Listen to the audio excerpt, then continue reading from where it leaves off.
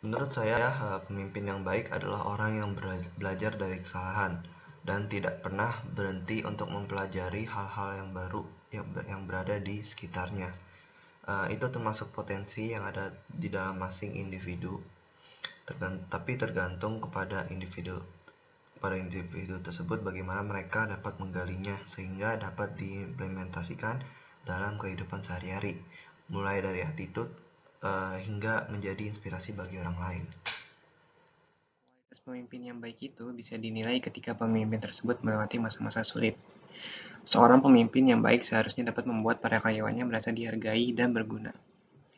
Perusahaan yang tidak bertahan lama biasanya berawal dari seorang pemimpin yang tidak menghargai karyawannya dengan baik. Menurut saya, pemimpin yang baik adalah pemimpin yang bisa menggunakan bahasa dan nada yang tepat tergantung situasi yang sedang dihadapi. Pemimpin yang mampu memahami masalah secara menyeluruh dan menemukan cara untuk menyelesaikan masalah tersebut. Kualitas pemimpin yang baik itu adalah pemimpin yang bisa memikirkan anggota tersebut, dan pemimpin juga harus punya pengetahuan yang luas akan semuanya dan bisa memberikan arahan kepada anggota tersebut untuk melakukan sesuatu. Dan pemimpin juga harus bertanggung jawab atas apa yang telah diberikan kepada anggotanya.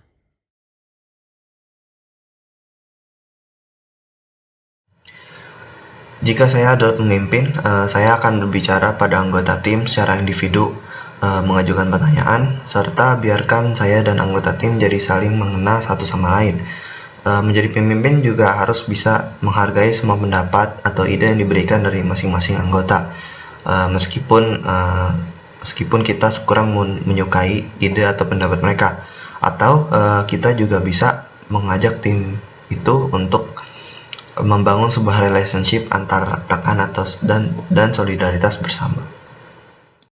Cara saya untuk memotivasi tim saya adalah dengan memberi mereka apresiasi atau pujian sehingga bisa membuat mereka lebih bersemangat dalam bekerja. Cara saya untuk memotivasi tim saya adalah dengan membangun hubungan yang baik antara sesama anggota tim, lalu memperlakukan mereka dengan baik dan mengapresiasi pekerjaan mereka. Cara agar kita memotivasi anggota kita atau tim kita yaitu dengan cara memberikan mereka dukungan yang baik dan sopan agar tidak masuk ke dalam hati. Karena kalau misalkan kita memberikan dukungan secara paksa atau secara kasar ibaratkan, nah mereka juga tidak akan mematuhi apa yang kita perintah.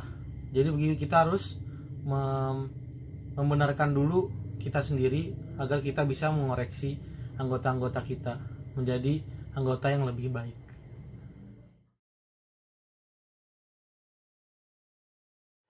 Cara mengatasi perbedaan pendapat ketika bermusyawarah adalah bagi saya adalah mendengarkan terlebih dahulu apa yang mereka utarakan, pendapatnya atau ide mereka.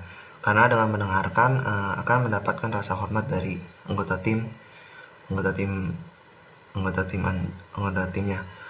Terus setelah mendengarkan, kita menganalisa pendapat-pendapat tersebut sehingga keputusan yang diambil pun merupakan keputusan yang terbaik. Habis itu kita sebagai pemimpin harus bersikap adil dan objektif. Janganlah menggunakan kekuasaan sebagai alat yang bisa membenarkan hal yang salah.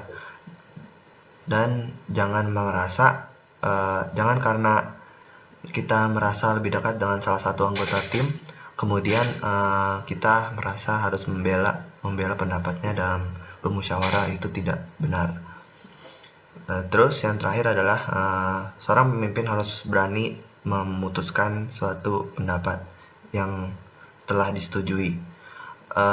Itu dalam keadaan apapun, seorang pemimpin harus memutuskan apa yang menurutnya paling benar dan harus mengambil tindakan tegas. Dalam bermusyawarah, setiap orang harus menjunjung etika, menghargai pendapat orang lain, dan mengakui kelebihan orang lain. Orang yang bermusyawarah harus mampu menahan diri dari sikap ingin menang sendiri. Cara saya untuk mengatasi masalah tersebut adalah dengan menghargai semua pendapat yang telah disampaikan oleh anggota tim, tetap tenang, tidak terbawa emosi, dan menengahi permasalahan apabila terjadi kesalahpahaman. Sebagai pemimpin, kita harus bisa mendengarkan dengan baik pendapat yang kita terima dari anggota kita. sehabis kita menerima pendapat itu, kita bisa mencari solusinya terlebih dahulu. Apa yang benar dan apa yang salah. Kita juga harus introspeksi diri kita sendiri kalau kita salah. Dan habis itu kita bisa mengambil kesimpulan apa yang telah kita dapat dari pendapat anggota kita. Kita bisa mencari jalan solusinya dan kita akan kemana ini kira-kira.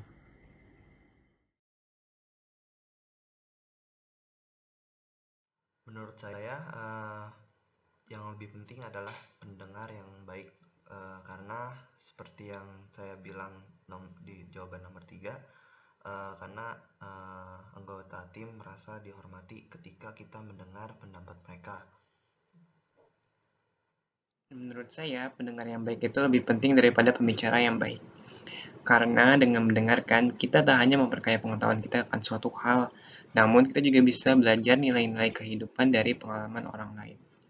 Hal ini penting karena bisa membantu kita untuk tidak melakukan kesalahan yang sama seperti yang dilakukan oleh orang lain. Menurut saya, pendengar yang baik lebih penting dibandingkan pembicara yang baik dalam hal untuk menemukan suatu inti masalah. Namun, jika dalam untuk menunjukkan suatu masalah, pembicara yang baik lebih penting dibandingkan pendengar yang baik.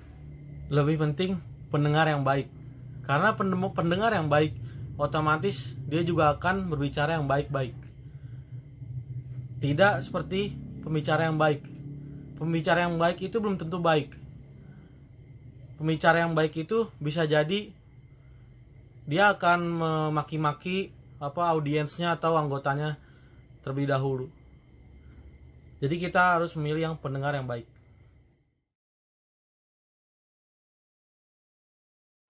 Menurut saya, sebagai pemimpin yang menghadapi kritikan itu harus bersabar dan berusaha menenangkan diri sebaik mungkin. Jangan terlalu bereaksi secara impulsif.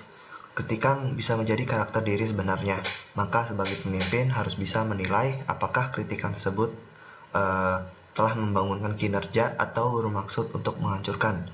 Jika ada kritikan yang bermaksud untuk menjatuhkan atau menghancurkan pemimpin, jangan terlalu memikirkannya dan jadilah itu sebagai kesempatan untuk belajar, membuka diri kepada hal-hal yang baru yang memperkaya pengetahuan dan dapat melangkah lebih maju dan lebih baik. Kritikan itu sebenarnya suatu hal yang baik jika kita merubah sudut pandang kita bahwa kritikan itu adalah hal yang positif. Suatu kritikan bisa membuat kita terus memperbaiki kesalahan kita, sehingga kita menjadi lebih baik dari sebelumnya. Saya akan menerima kritikan tersebut dengan perasaan terbuka, lalu menggunakan kritikan tersebut untuk memperbaiki diri saya. Kita mendengarkan terlebih dahulu kritikan tersebut. Jangan kita masukkan kritikan tersebut ke dalam hati kita.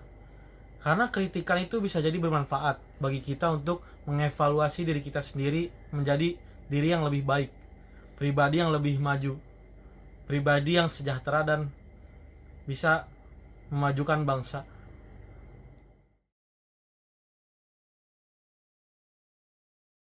Membangun suatu hubungan dengan teman rekan kerja, caranya dengan membangun sebuah komunikasi antar rekan agar bisa terbuka satu sama lain. Hal ini bisa dilakukan dengan mengajak rekan-rekannya ke sebuah tempat hangout di saat tidak ada kerjaan. Sapalah mereka jika kita berpas-pasan dan jangan merasa canggung. Senyumin aja. Saling tolong-menolong sesama rekan jika mengalami kesusahan dimanapun berada dan apapun kondisinya. Dan kembali lagi menjadi pendengar yang baik jika rekan mengalami masalah dan membutuhkan teman untuk curhat. Cara saya yaitu dengan saling menghargai satu sama lain, bersikap ramah, dan membantunya jika ada kesulitan. Untuk membangun hubungan yang baik, saya akan mencoba untuk memahami karakter mereka, menghargai satu sama lain, dan menolong jika mereka membutuhkan. Kita membangun hubungan dengan teman kerja kita dengan cara kita harus berbicara dengan baik kepada teman kerja kita. Kita harus mengajak teman kerja kita, bukan menyuruh. Kita harus merangkul teman kerja kita. Kita akan mengayomi teman kerja kita seperti pemimpin kepada anggotanya.